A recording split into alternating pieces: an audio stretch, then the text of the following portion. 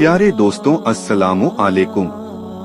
हुजूर सल्लल्लाहु अलैहि वसल्लम का शाम का पहला सफर दादा अब्दुल मुत्तलिब के इंतकाल के बाद हुजूर अपने चचा अबू तालिब के साथ रहने लगे। वह अपनी औलाद से ज्यादा आपसे मोहब्बत करते थे।